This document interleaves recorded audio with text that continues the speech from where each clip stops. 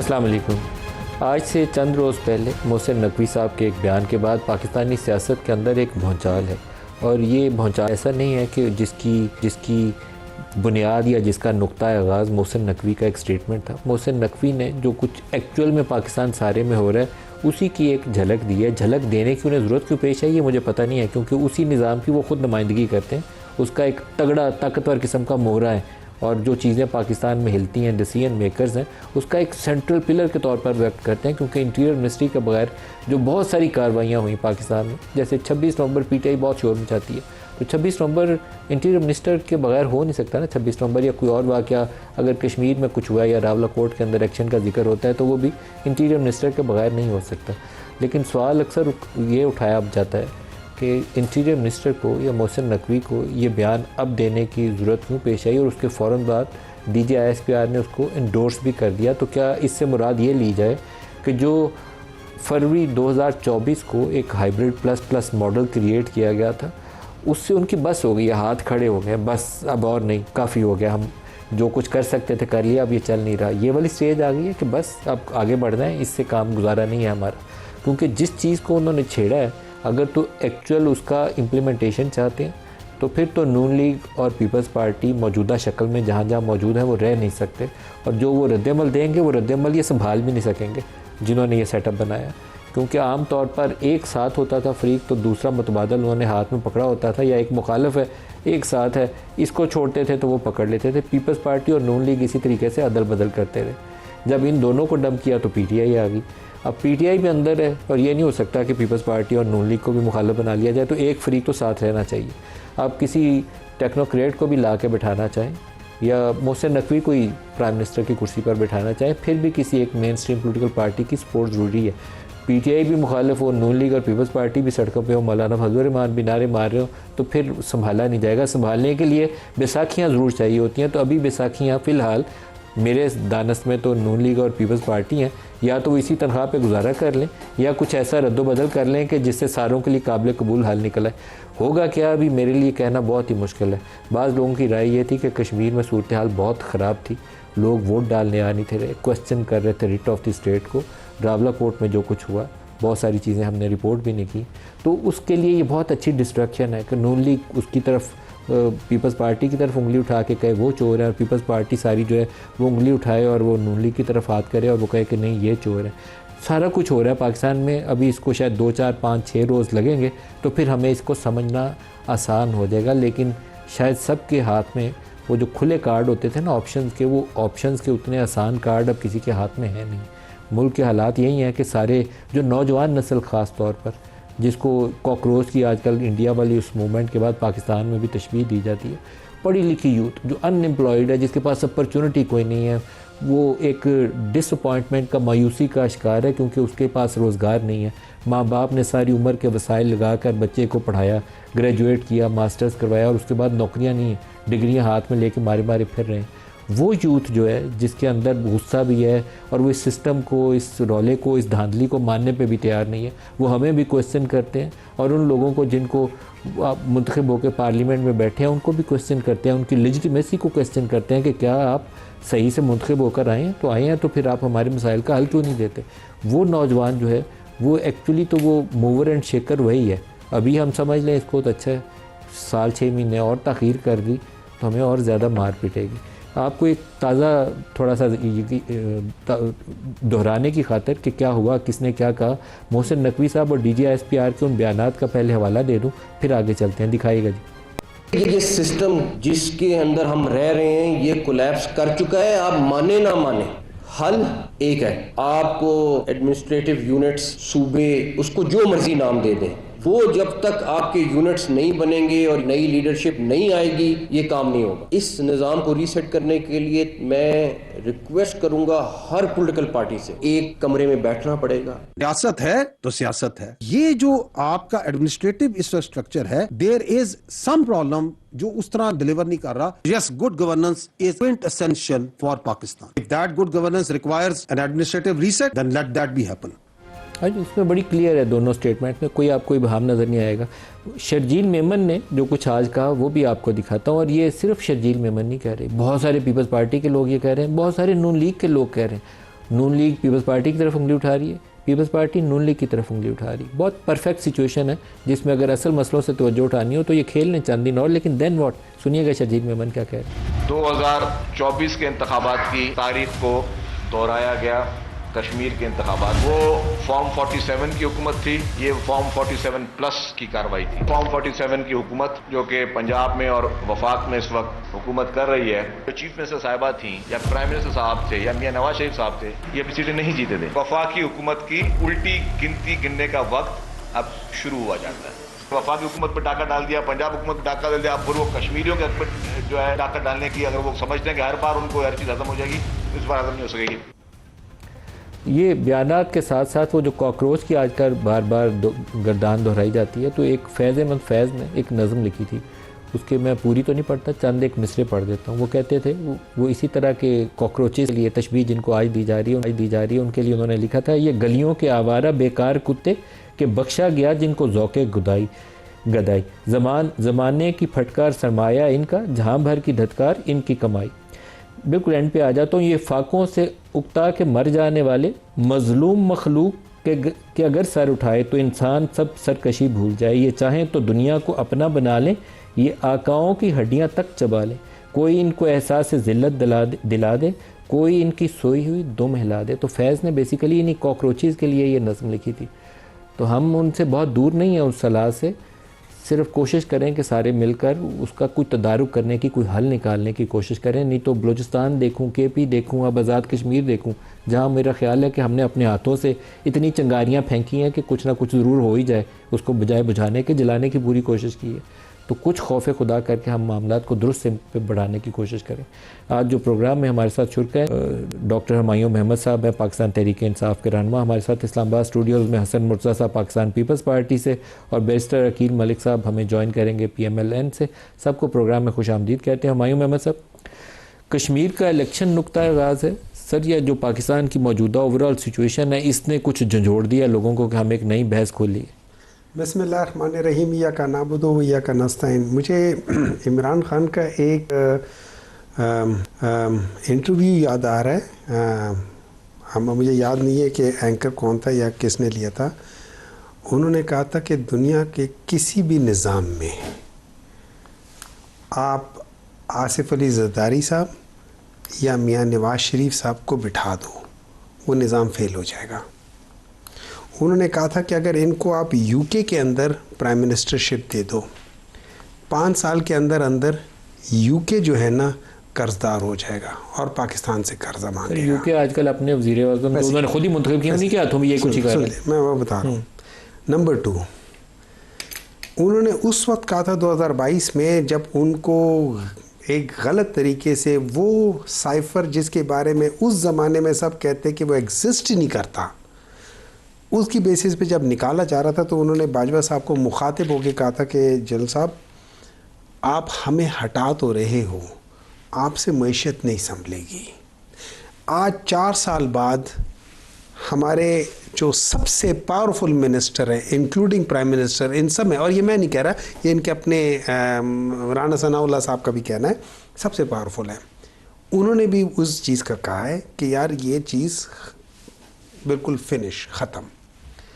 और ये इनको एहसास इस लिहाज से हुआ है कि जिस वक्त इन्होंने पाकिस्तान तहरीक इंसाफ को निकाला था, तो आवाज़ आई थी कि स्टॉक एक्सचेंज ऊपर चला गया है, आवाज़ आई थी कि $100 बिलियन के मुआहदे होने वाले हैं, आवाज़ आई थी कि मईशत एकदम उड़ने लगी है, पाकिस्तान उड़ान, और ये उड़ान और वो उड़ान आज मेरे ख्याल में वो किसी ज़माने में यहाँ एक बस सर्विस होती थी उड़ान, वो भी नहीं रही थी। आज इन्होंने वो काम कर दिया है। इनको ये समझ नहीं आती कि वजह क्या है, और मैं वजह बड़ा सिंपल है।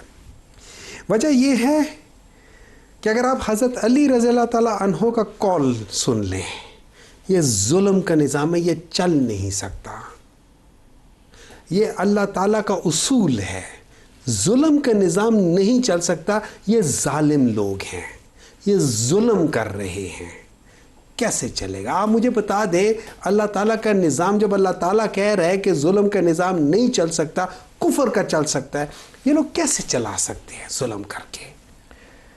हसन मुर्तज़ा साहब से भी इस पर राय ले लें। हसन मुर्तज़ा साहब, आपकी जमात काफ़ी वोकल है इस इशू के ऊपर। कभी इनको कहते हैं ये फॉर्म 47 वाले हैं, कभी कहते हैं 47 प्लस वाले हैं, कभी कुछ कहते हैं। तो ये कोई नई आपके रियलाइजेशन है? 2024 से 2026 बड़ा तवील अरसा लगा आपको यहाँ तक आते आते, अब आपने फॉर्म 47 इनको कहना शुरू किया। तो शर्जील मेमन ने कह दिया ये अपनी नशिस्तें नहीं थे जीते, तो पहले दिन ये एहसास नहीं हुआ आपको? नहीं, मेरे साहब एहसास तो पहले दिन का ही था और मैं तो खुद भी विक्टिम हूँ। मुझे एहसास किसने दिलवाना था? डॉक्टर साहब भी अक्सर प्रोग्राम्स में होते हैं, मैं तो जब भी जिक्र होता है खुल के बात भी करता हूँ और कहता हूँ कि मैं तो खुद विक्टिम हूँ 47 का। मुझे मेरे से ज़्यादा बेहतर कौन जानता होगा। सर, गुजारिश ये है कि हमें इन चीज़ों से थोड़ा सा आगे निकलना होगा।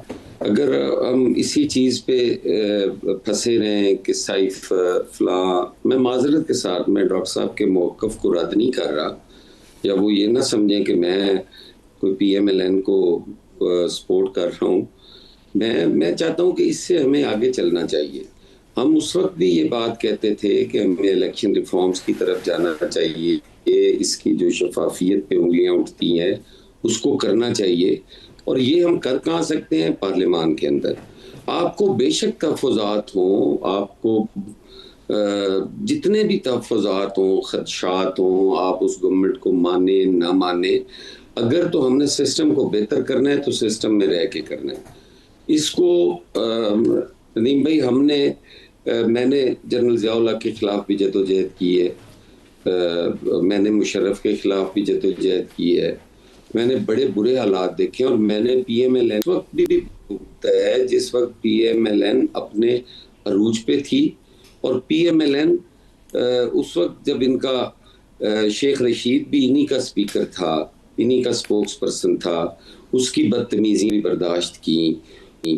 मतलब है कि हमने वो अरूज देखा और अपने सब्र व तहम्मुल के साथ एक सियासी कारकुन वाली जो जद्दोजहद थी वो जारी रखी और हमने काफी। हसन साहब, लेकिन अगर आप कहते हैं कि ये फॉर्म 47 वाले हैं, शर्जील मेमन साहब कहते हैं कि नवाज शरीफ और मरियम और शहबाज अपनी सीटें भी पता नहीं जीते हैं कि नहीं जीते, तो फिर तो इनकी legitimacy as a federal and provincial government आप पीपल्स पार्टी वाले चैलेंज कर रहे हैं। और फिर नए अगर सूबों की बहस करनी हो तो जिनकी लेजिटिमेसी आप चैलेंज कर रहे हैं उनको आप ये इख्तियार तो दे ही नहीं सकते कि नए एडमिनिस्ट्रेटिव यूनिट्स के ऊपर वो बैठ के फैसला करें। पहले तो लेजिटिमेसी तय करनी पड़ेगी ना। तो ये फॉर्म 47 वाले हैं या ये मुंतखब हैं? पहले तो ये बता दें मुझे। वो होने भी नहीं, वो बिल्कुल सही हैं, इसमें तो कोई दो राय नहीं है। देखिए, आप पे एक इल्ज़ाम लगा कि डॉक्टर यास्मीन राशिद ने ये इल्ज़ाम लगाया कि मेरे हल्के में धांधली हुई है। अब जो इस मुल्क के हुक्मरान हैं उन्हें तो फिल फौर चाहिए था कि ये हल्का खोलो और पब्लिक आके इसकी काउंटिंग कर लो। आप अब हर चीज़ अपने सामने रखो, उसका ओपन ट्रायल हो, जिसका दिल करे वो पास ले और जाके वो देखे कि क्या है। इन्हें तो उस पे फौरन कर लेना चाहिए था, नहीं कर पाए। चीज़ों को अगर ठीक करना मकसूद हो या आप बिल्कुल क्लियर है तो फिर मेरा नहीं ख्याल कि किसी को मौका, डॉक्टर साहब को भी हर रोज इया का नाबुदो वैया का नस्ताइन ना पढ़ना पड़े।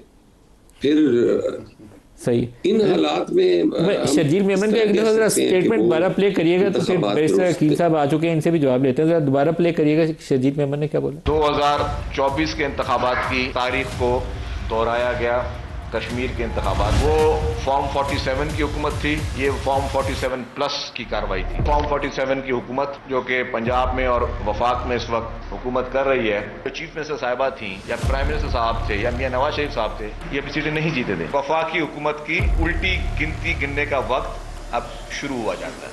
वफाक हुकूमत पर डाका डाल दिया, पंजाब हुकूमत पर डाका डाल दिया, अब वो कश्मीरियों के जो है वो तो कहते हैं कि नवाज शरीफ साहब, मरियम नवाज और शहबाज शरीफ अपनी सीटें ही नहीं जीते, उल्टी गिनती शुरू होगी इनकी।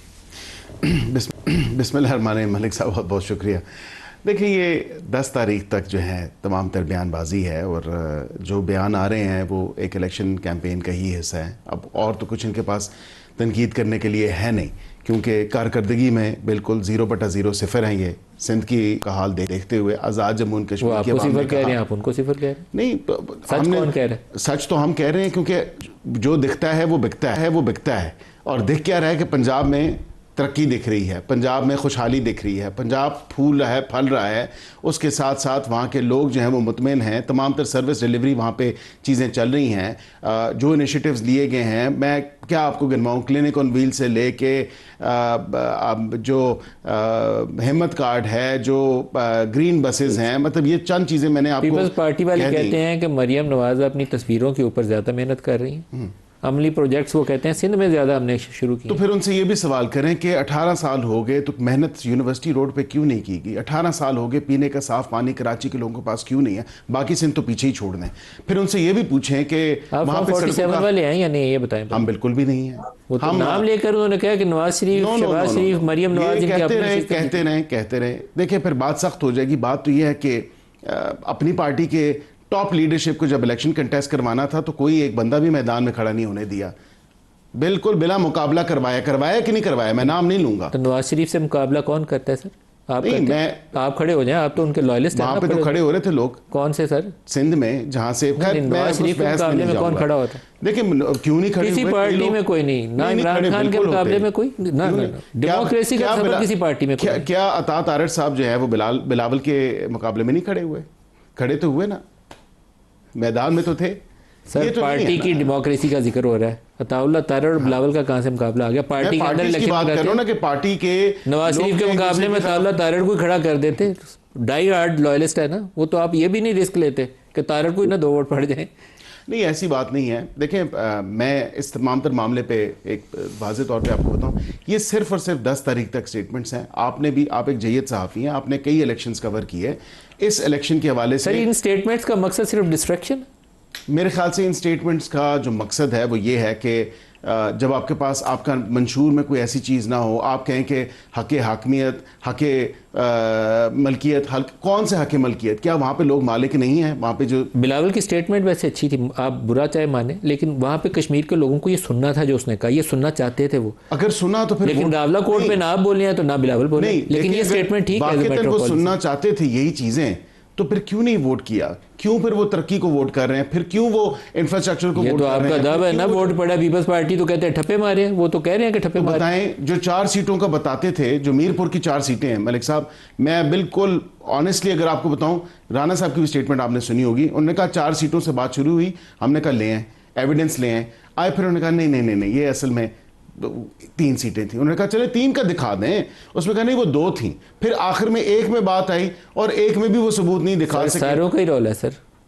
रोला बिल्कुल किसी का नहीं है मलिक साहब। मैं बड़ा ही फेयरली और ट्रांसपेरेंटली आपको बता रहा हूँ, पाकिस्तान मुस्लिम लीग नून ने अल्हम्दुलिल्लाह अभी तक 23 सीटें ली हैं 45 में से, 14 नहीं है अभी इस मुजफ्फराबाद वाले में से। आपकी मेहरबानी है, आपने सिर्फ 23 ली हैं, आपको 43 लेनी चाहिए। 2 सीटें तो देखे ना, जो रेफ्यूजीज की सीटें हैं उसमें से भी तो पीपल्स पार्टी जीती है। जहां पीपल्स पार्टी जीतती है ना, वहां पे पीपल्स पार्टी कहती है जी बिल्कुल जबरदस्त इलेक्शन हुआ। पीपल्स पार्टी का वतीरा ये हो रहा है, और विद ऑल ड्यू रिस्पेक्ट, क्योंकि जो हल्के की सियासत करते हैं डॉक्टर साहब, पीटीआई का भी यही वतीरा था। पीटीआई कहती थी नहीं, सुबह से कौन सी धांधली शुरू होगी मुझे बताएं? सुबह से लेके रात शाम तक, ये जब तक पोलिंग क्लोज नहीं, धांधली होगी। कहाँ धांधली हुई? कोई हमें सबूत बताएं। कुछ पोलिंग स्टेशन पे मलिक साहब ये जरूर हुआ है कि दोनों फ्रीकैन आमने सामने थे। देखें, लोगों की दुश्मनियां भी होती हैं, लोग, इलेक्शन प्रोसेस है। मैं खुद, जब कई पोलिंग स्टेशंस आपके जो होते हैं वो सेंसिटिव पोलिंग स्टेशंस होते हैं, अब उन पोलिंग स्टेशंस पे अगर कोई तू तकरार हुई है, कोई हाथापाई हुई है, उसको उन्होंने कहा जान के हमले हो गए। बैरिस्टर साहब, लेकिन हमारे पास कोई अच्छी खबर नहीं है कश्मीर के इलेक्शन की ट्रांसपेरेंसी के हवाले से। मैं तो नहीं कह सकता कि बहुत अच्छे कश्मीर का इलेक्शन, मेरे तो ख्याल में वो धांधली ज्यादा इलेक्शन थे।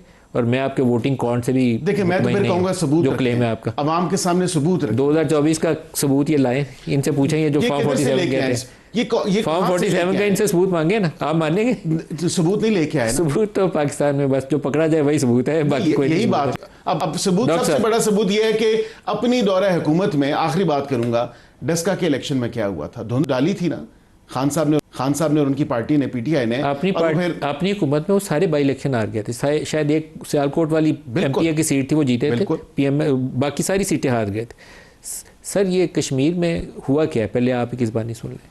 देखिए, जो मुझे पता है कश्मीर में क्या हुआ है, जितना मुझे पता है, सही है गलत है कोई लोग बताते हैं। जो ये याद रखिए, मैं अयूब मेडिकल कॉलेज का ग्रेजुएट हूँ। मेरे साथ के कम से कम 25 से 30 डॉक्टर्स वो हैं जो इस वक्त कंसल्टेंट लेवल पे, बहुत सीनियर लेवल पे डॉक्टर्स हैं, और वो आज़ाद जम्मू एंड कश्मीर में रावलाकोट, मीरपुर, किस बाग में, इधर उधर हर जगह पे, खुई रट्टा हो गया सारे, उन सब लोगों ने अपने अपने जगह से अपने अपने वीडियोस बना के भेजे हैं हमारा जो ग्रुप है उसमें, और उसमें उन्होंने बताया कि ये हो रहा है। पहली बात, वहाँ की जो अवाम है वो नहीं निकली है। उसका एक वजह यह है कि वहाँ पे आपने बहुत सारे हलकों में देखे हो कि जहाँ पे जो टोटल ठप्पे पड़े वो लेट्स से अगर 100 वोट है वहाँ पे, तो 130 वहाँ पे वोट पड़ चुके हैं। अब ये सारा वो ट्रेंड है जो 2024 में भी था। ये जब बात करते हैं कि जी सबूत क्या है, देखिए सिंपल सी बात है, हसन साहब, आप, मैं, अकील साहब, हम चारों एक हलके में लड़ रहे हैं। अब उस हल्के के बाद हम सबको फॉर्म 45 मिलेगा, एग्रीड। अब मेरा और अकील साहब के दरमियान में एक फड्डा आ जाता है कि मैं कहता हूँ कि यार मैं जीता हूँ, ये कहते हैं ये जीते, तो हम कहते हैं फॉर्म 45 निकालो। अब अगर मेरा फॉर्म 45 जेन्युइन है तो हसन साहब और आपका और मेरा फॉर्म 45 एक जैसा होगा, एग्रीड, क्योंकि सबके ऊपर एक वक्त में स्टैंप लगता है, और इनका फॉर्म 45 गलत होगा। अब ये बात इस्लामाबाद के 2 हलकों में जो हमारे पीपल्स पार्टी के वो थे, अपने क्या नाम है, मुस्तफ़ा नवाज़ खोखर साहब, वो भी यही कहते हैं। अच्छा, बाकी जगहों पे भी यही कहते हैं। मैं आपके साथ के जो कितने जो एंकर्स हैं, जैसे मंसूर अली ख़ान, वो कहते हैं कि हल्का 130 के अंदर वो कहते हैं कि मियाँ नवाज शरीफ साहब हारे हैं।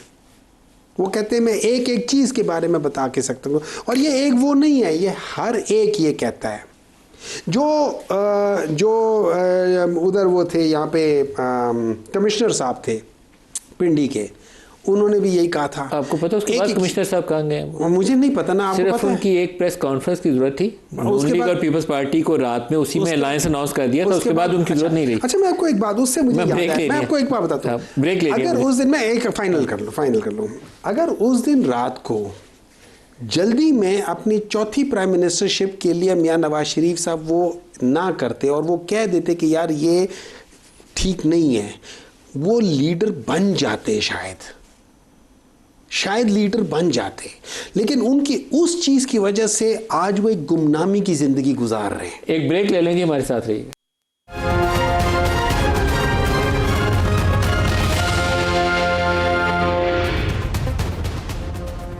Welcome back. सरदार यूसुफ साहब, वफाकी वजीर मजहबी उमूर, हमारे साथ हैं। सरदार साहब, बहुत शुक्रिया आप हमारे साथ शामिल हो रहे हैं। सरदार साहब, नए सूबे बनने चाहिए या नहीं बनने चाहिए? मलिक साहब, नए सूबे जरूर बनने चाहिए, इसके लिए तारीखें शुरू है। जिस तरह हमने सूबा हज़ारा की तारीख 2010 से शुरू की है और उसको मुसलसल उसके लिए जदोजहद कर रहे थे, पूरे हज़ारे के लोग उसके लिए इकट्ठे हुए और मुतहद हुए, और इस पर आज भी अल्हम्दुलिल्लाह मुतफिक हैं। और वक्त की ज़रूरत है कि इस वक्त जितनी आबादी है पाकिस्तान की, 25 करोड़ के लगभग आबादी है, जहाँ कई डिवीजन बने, कई ज़िले बने, कई तहसीलें बनी, एक ज़रूरत थी, तो सूबे भी ज़रूरत है। और उसके लिए क्योंकि छोटे यूनिट होंगे तो उसमें इंतज़ामी तौर पर बेहतर आवाम की बेहतर खिदमत भी की जा सके, कि आवाम के जो सहूलियात के लिए काम किया जा सकेगा, डेवलपमेंट हो सकेगी। तो सरदार यूसुफ साहब, फिर आप मोहसिन नकवी और DG ISPR जनरल शरीफ दोनों के बयानात की आप हमायत करते हैं? जी जी बिल्कुल, सूबों के हवाले से मैं हमायत करता हूँ, और ये 2010 से हम ये तहरीक चला रहे हैं। इस वक्त सूबा हज़ारा तहरीक का मैं चेयरमैन हूँ, और मैंने कई दफ़ा, यानी चाहे मैं हुकूमत में था या नहीं था, हमने मुसलसल जदोजहद की है। और इसमें एक नुमाया बात यह है कि हज़ारे के तमाम जमातें उसकी हमायत करती हैं।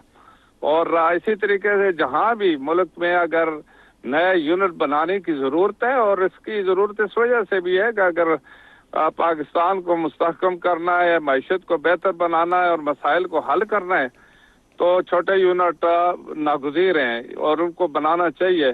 आपके ख्याल में ये जो तजवीज़ आती है कि 20 से 22 छोटे यूनिट्स बना दिए जाएं, 20 से 22 सूबे बना दिए जाएं बजाय 4 सूबों के, आपके ख्याल में 20 सूबे बनने चाहिए? देखिए, वो तो एक वाइबिलिटी देखनी चाहिए कि किस इलाके की किस जगह क्या वाइबिलिटी बनती है, और जितनी एक ज़रूरत है उसके मुताबिक मतलब है जो एक मतलब जिससे कि वहाँ के लोगों के को भी अनबोर्ड करके उनसे ज़रूर ये राय लेकर मतलब बनाना चाहिए। और जितने भी सूबे बने उसमें सबसे बड़ी बात तो ये देखना चाहिए कि अवाम को कितना फ़ायदा है, मुल्क को किस तरीके से फ़ायदा हो सकता है। और सबसे बड़ी बात तो ये है कि जो पावर डिवॉल्व होती है और उससे अवाम को फ़ायदा ज़रूर होता है। बदकिस्मती से जो 18वीं तरमीम में सूबों को डिवॉल्व हुए पावर, आगे जो मतलब ज़िलों को डिवीजन को नहीं हुए थे, जिसकी वजह से यानी ग्रास रूट लेवल तक लोगों के मसाइल इसी तरीके से रहते हैं। तो इसके लिए बेहतरीन हाल इस वक्त तो मैं तो ये समझता हूँ कि बड़ी अच्छी तजवीज़ है। नकवी साहब ने भी कही है, उससे पहले फील्ड मार्शल साहब ने भी ये कराची में लास्ट ईयर ये बात कही थी, और बहुत सारे दूसरे लोग हैं इसके लिए वो मतलब अपने दलाइल भी देते हैं। और इस हवाले से हर चीज़ को देखना भी चाहिए पूरी मतलब है जो उस इलाके की। सरदार यूसुफ साहब, वफाकी वज़ीर मज़हबी, शुक्रिया आपने हमें ज्वाइन किया। तो मोहसिन नकवी साहब, अलीम खान साहब और अब सरदार यूसुफ साहब, तो वफाकी काबीना के अंदर से ताकतवर तरीन जो शख्सियात हो सकती हैं वो इसके ऊपर मोहर लगा रही हैं। हसन मुर्तज़ा साहब, तो फिर पंजाब के साथ आप सिंध में भी नए सूबों की हिमायत करेंगे या नहीं करेंगे? देखिए, मैं तो नए सूबों के हवाले से अभी तक कन्विंस नहीं हूँ कि नए सूबे ही जो है वो मसाइल का हल है। मुझे तो अभी इस पे जब डिबेट ओपन होगी, गुफ्तगू होगी, तो ज़रूर अपनी राय भी उसमें तफसीलन देंगे। आप एक मैं छोटी सी गुजारिश करूँ, और फिर मैं वकील साहब ने अभी काफ़ी सारी चीज़ें कही, अगर आपने टाइम दिया तो मैं थोड़ा सा उन्हें भी रिस्पॉन्ड करूँगा। देखिए, यहाँ पे जो ये सोच रहे हैं ना कि शायद छोटे यूनिट्स बनेंगे तो मसाइल जो हैं वो कम हो जाएंगे, मुझे समझ से बालातर है कि आज जो मौजूदा ब्यूरोक्रेसी है, अगर आप उनको देखें तो आप क्या इस चीज़ के मुतम्मिल हो सकते हैं कि 10 और नए आईजीज़ बन जाएं और चीफ सेक्रेटरीज बन जाएं, होम सेक्रेटरीज बन जाएं, बाकी सारी जो सिविल एस्टेब्लिशमेंट है वो खड़ी कर दी जाए, सेक्रेटेरिएट बनेंगे, असेंबलियां बनेगी, और कितना इंफ्रास्ट्रक्चर इसमें इन्वॉल्व होगा।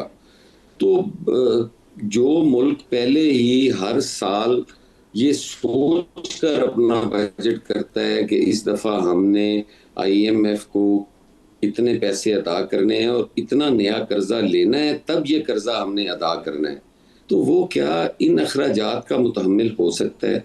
मेरा तो नहीं ख्याल। बाकी मेरे से ज़्यादा समझदार, ये कोई वो 26वीं 27वीं तरमीम की तरह इस पे मोहर नहीं लगाएंगी, बल्कि इस पे बहस करेंगे, डिबेट करेंगे, लोगों से इंटरेक्ट करेंगे। एक बिलावल भुट्टो की स्टेटमेंट है, वो आपको सुनाना चाहता हूँ, आगे बढ़ाते हैं, दिखाइएगा बिलावल भुट्टो ने क्या बोला। और मेरे मुस्लिम लीग नवाज के दोस्तों के लिए जो पैगाम है वो सिर्फ इतना कि आपको वो आवाज़ सुनाई दे रही है, ज़रा गौर से सुने। टिक टॉक, आपकी उल्टी गिनती शुरू हो चुकी है। टिक टॉक, आपकी उल्टी गिनती शुरू हो चुकी है। ये ज़रा प्रोड्यूसर साहब एक दफ़ा दोबारा प्ले करें, नून लीग वालों को बहुत मज़ा आएगा। ये टिक टॉक दोबारा ज़रा प्ले करिए। और मेरे मुस्लिम लीग नवाज के दोस्तों के लिए जो पैगाम है वो सिर्फ इतना कि आपको वो आवाज़ सुनाई दे रही है, ज़रा गौर से सुने। टिक टॉक, आपकी उल्टी गिनती शुरू हो चुकी है। टिक टॉक, आपकी उल्टी गिनती शुरू हो चुकी है। मिस्टर अकील साहब, टिक टॉक मेरे ख्याल से वो टाइम की टिकटॉक की बात नहीं कर रहे थे, वो टिकटॉक की बात कर रहे थे कि माशाल्लाह आपकी उल्टी गिनती शुरू हो गई है। Get ready now, this TikTok is only until or this timeline is only until 10th of August. ये आए थे क्योंकि जमहूरियत के अलंबरदार हैं और कहते हैं कि हम जमहूरियत की खातिर जो है पाकिस्तान मुस्लिम लीग नून के साथ इत्तेहाद में हैं, तो जमहूरियत की खातिर इस सफ़र को मलिक साहब मुझे आपने टाइम ही नहीं दिया, मेरा टाइम आपने बैरिस्टर आप सर नहीं सर मैं माजरत अब आप दोबारा जवाब दे दें। वो नून लीग को एड्रेस किया था बिलावल ने, इसलिए जवाब इनसे लिया। आप दोबारा जवाब दे दें, बिलावल का भी ऐड कर लें। जी हसन साहब, जहाँ तक चेयरमैन का जिस खुशफहमी में ये है ना कि ये नारों की हद तक है, उससे इन्हें भी निकलना चाहिए। पाकिस्तान पीपल्स पार्टी ने काफ़ी कुछ किया है इनके लिए, तो अब अगर पीपल्स पार्टी ये कर रही है तो ये भी वो अपना हक महफूज रखते हैं। इससे इन्हें किसी किस्म की नेगेटिव जो है वो नहीं लेना चाहिए, पॉजिटिव लेना चाहिए, अपने आप को बेहतर करे। हुकूमत तो इन्हीं की रहनी है ना, हमारे निकल जाने से भी इनकी जो अददी अक्सरियत है वो तो पार्लियामान में रहनी है। हमारी गुजारिश है कि मलिक साहब, बैरिस्टर साहब ने काफ़ी चीज़ें कही जी कि ये गए तो हक़ मलकियत क्या थी।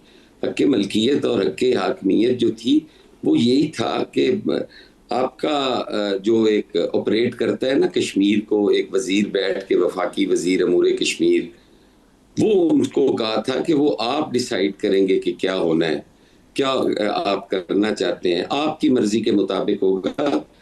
आपको ये फैसला करने का हक है कश्मीरियों को, किसी को बाहर से बैठ के करने का नहीं है। उसमें आपसे कोई नहीं था, वो किसी भी हुकूमत का वज़ीर हो सकता है। और हक़ मलकियत जो था वो ओनरशिप थी, जो उन्हें नहीं मिल रही थी कितने अरसे से, वो ओनरशिप उनको देनी थी, उसकी बात की थी। गुजारिश ये है कि आपने कहा कि इनके पास है। अच्छा, बिल्कुल एंड पे आ गए प्रोग्राम के। डॉक्टर हुमायूं साहब से भी जवाब ले लें। सर, इनकी उल्टी गिनती शुरू हो गई टिकटॉक, ये बिलावल का मैसेज है, तो बहुत सारे जो इवेंट्स हैं वो क्या टिकटॉक की तरफ इशारा कर रहे हैं या कुछ और है? अगर आज के बाद, इस बयान के बाद ये लोग वापस बैठ जाते हैं तो फिर इसका मतलब वाकई यही है कि जो ये कह रहे हैं, जो वकील साहब कह रहे हैं कि ये 10 अगस्त तक है और इस दौरान में जो कहना कर लो, एंड में वही तनख्वाह वही सब कुछ। लेकिन मैं एक कमेंट ज़रूर करूँगा बिटवीन टू थिंग्स। नंबर 1, ये जो सूबों के डिविजन्स की बात थी ना, इस पे इमरान खान का बड़ा अपना मौक़िफ़ था। उन्होंने पर्सनली कहा भी हुआ है, ऑन मीडिया कहा हुआ है कि मेरा पर्सनली ज़ाती है कि जो डिविजन्स है वो सूबे होने चाहिए, एडमिनिस्ट्रेटिव यूनिट होने चाहिए, उनका ज़ाती ख्याल था। और ये आज जो लोग कह रहे हैं उनसे बहुत पहले था। नंबर 2, जो जिस चीज़ के लिए कह रहे हैं कि डिवीज़न होना चाहिए वो उसका हल नहीं है। जो हसन साहब कह रहे हैं वो सही कह रहे हैं, ये एडमिनिस्ट्रेटिव यूनिट छोटे करने से हल नहीं होगा, क्योंकि प्रॉब्लम कहीं और है। प्रॉब्लम है हमारे यहाँ पे मेरिट ना होने का। और मैं थोड़ा सा मोहसिन साहब से बादब पूछूंगा कि क्या ये एडमिनिस्ट्रेटिव यूनिट पीसीबी से छोटे होंगे या बड़े होंगे? क्योंकि अगर उनसे छोटे हुए तो शायद वो एडमिनिस्ट्रेटर हो जाए, अगर बड़े होंगे तो फिर जब पीसीबी नहीं एडमिनिस्ट्रेटर हो रहा तो फिर आगे क्या एडमिनिस्ट्रेटर होगा। हुमायूं मेमन साहब, अकील साहब, सबका बहुत शुक्रिया। आज के लिए इतना इजाज़त दीजिए। अल्लाह हाफ़िज़।